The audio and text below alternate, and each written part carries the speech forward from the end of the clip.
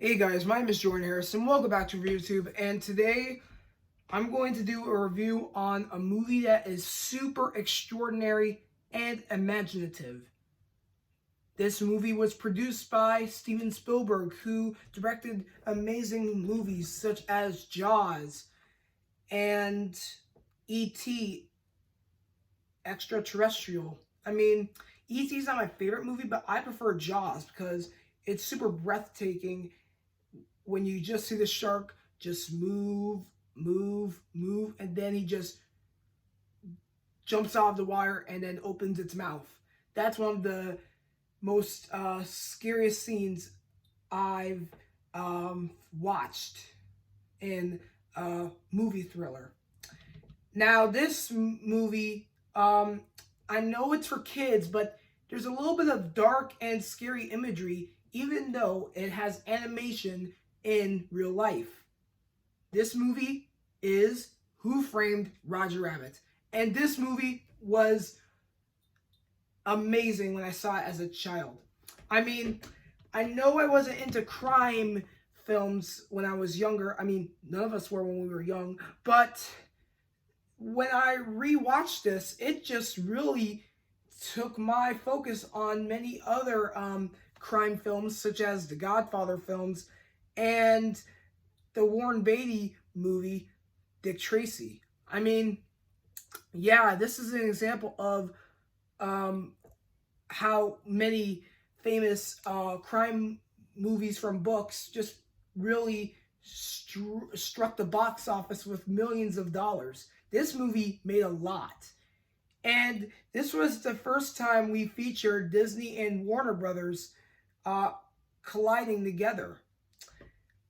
You had a lot of interactions like Mickey Mouse and Bugs Bunny and Daffy Duck and Donald Duck. The best thing about this movie is how much time they put in the making of it.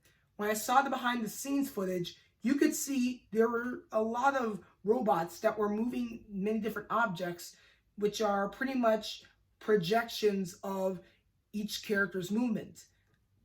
Right now we have 3D animation, mostly in Marvel films and Star Wars films. But during that time, we just had 2D animation in the real world, and it felt so real. Think about Michael Jordan, Bugs Bunny, and Space Jam. I know maybe people didn't like it, but still, for many kids and teenagers who really were into Michael Jordan and the Looney Tunes characters, they really loved the crossover between a basketball player and a bunch of cartoon characters in the Looney Tunes. How amazing is that? In this movie, you just have many characters from remarkable Disney films and pretty much other characters outside of the Disney franchise, such as Warner Brothers and Universal. You have Disney, you have Mickey Mouse, Donald Duck, a Minnie Mouse, Goofy, all the Disney characters you know and love. Think of Warner Brothers, you have Bugs Bunny, Daffy Duck, and Porky Pig, including Foghorn Leghorn, Sylvester, Tweety Bird, Roadrunner, and Yosemite Sam. You just have a lot of Looney Tunes characters featured in there. And you have Universal characters such as Woody Woodpecker. For all of you cartoon fans, it's just so creative for the director to have this sort of a change in animation where you just have a standard cartoon and you're just sitting there enjoying it and laughing a lot. But then when you just see the character on the big screen with a bunch of actors, you're just like, what in the world is this? This is amazing. Well, truly, this is an amazing movie because it won a few Oscar awards. For the plot of the movie, it starts off with Baby Herman and Roger Rabbit doing a cartoon. Although for Roger, he messed up with his line. He was supposed to see stars and not birds. If you know what I'm talking about, whenever an object hits a character on the head, you can see stars going around their head because, yes, they are pretty much dizzy from the big effect from the pain the character had. Like, think of Tom and Jerry. Um, think of when Jerry hit an iron at Tom's face. It left an imprint, and it showed how much pain Tom gets from that object. Or think about when a mallet hits on a character's head. They can see stars, birds, any of it. But for Roger, he saw birds, and that messed up his lines because he's supposed to see stars.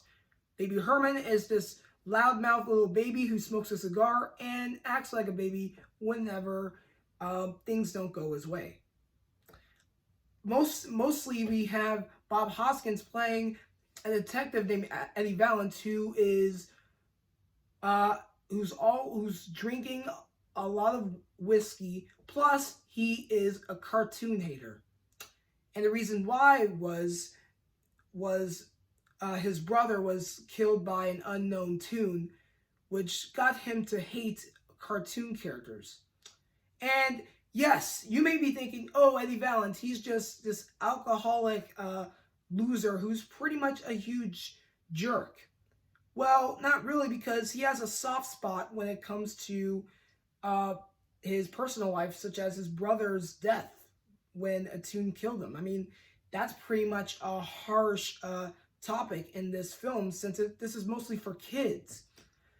Another funny thing about this movie was introducing Roger Rabbit's wife, Jessica Rabbit.